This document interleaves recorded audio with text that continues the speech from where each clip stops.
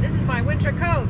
3 days ago, it was 73 degrees outside. The next day, it snowed. I had a question on one of the a comment from the Reading Puppet on my latest video, A Chat with Cherish, asked what my reading goals are for next year. And I was just listening to the Witch Plays podcast, as I do on my long commutes when I'm not doing this. And that question came back to my mind as I came up with an idea of one thing that I want to do next year, and that is to maybe have a series where I revisit books that I hated when I was younger and see if now that I'm a, quote, literary scholar, I hate them anymore. Particularly the book How to Kill a Mockingbird. That's it, right? No, just To Kill a Mockingbird. In middle school, I think I had to read that in 7th or 8th grade, and I hated it because I was in a Harry Potter phase, and anything without magic was totally boring. Giving William Faulkner another try. Maybe I'll give The Sound and the Fury a go, since that's like the best one. What other books have I hated? I don't hate many books, but there are some that I really hate.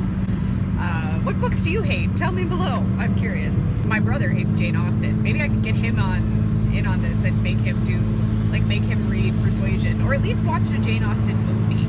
Maybe that's a quick way for him, and see what he thinks of that. Because once you've seen a Jane Austen movie and then you read the books, that's what got me to like Jane Austen. I read Pride and Prejudice all the way through before I watched any of the movies, but oh man, what is it, a slog. But now that, I think also just maturing as a reader has changed that for me as well. Other things to read in the next year, a Shakespeare play a month. I've totally been failing on my goal to read a section of a story of philosophy, or the story of philosophy every month. Been absolutely failing at that. I'm still in the Aristotle section, which is the second one. Good morning. I could have saved this for Books to Hoot on the Road, but I decided to just go ahead and do this now. Erin Dillman she posted a tiny, in her latest reading vlog, she had a small book haul, and one of the things in there is something I really want. It's a short story advent calendar, which is the coolest idea ever, but I went and looked at how much it is, and I'm like, I'm going to be unemployed soon. The smart move would be not to buy it, and for once I'm actually being an adult and listening to myself. So I've decided instead to come up with a book advent calendar of my own. Now how can I make this a surprise and still read the books I already own at the same time? Since a smart thing to do would be to use some of the books that I have sitting around behind me. You know, there's like 400 of them. I should probably start reading them instead of buying new ones. So the books that I have in line to be included already, my Bradbury short stories collection, I haven't even started it. My Kurt Vonnegut Welcome to the Monkey House collection, which I've read Harrison Bergeron and nothing else. I've never bought that many short stories in the past because I don't really enjoy them, or I haven't until yesterday when I started reading Margaret Atwood's Good Bones and Simple Murders. It's amazing. I wish it was longer.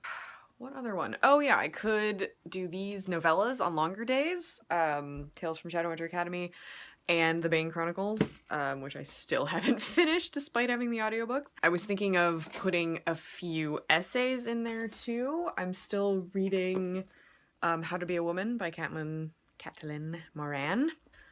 Maybe I would throw some Interpreter of Maladies in there. That's short stories. Yeah, I should do that. That is what I'm planning for December that is free, but also in the spirit of the Advent calendar. How I'm planning to do this is have like 2 cups. 1 cup for weekdays when I have things to do, like if I have to teach. 1 cup for weekends when I can put the longer works. I'm not gonna pick specific stories from the Bradbury or Vonnegut collection, I don't think. I will probably just whenever I pick that name out of the jar, I will either read them in the order they are in the book, or I will just look at a name of a short story that sounds awesome and read that one. I'm pretty excited about that. It seems like it'll be really fun. If you want to take a look at that short story collection, I have the website up here. It is shortstoryadventcalendar.com. So this is what it looks like. It's so cool. I haven't heard of any of the people who've written short stories for it, but that doesn't really matter. So yeah, I will see you later, book dude. Oh look, bookish pajama pants. Aren't they the cutest?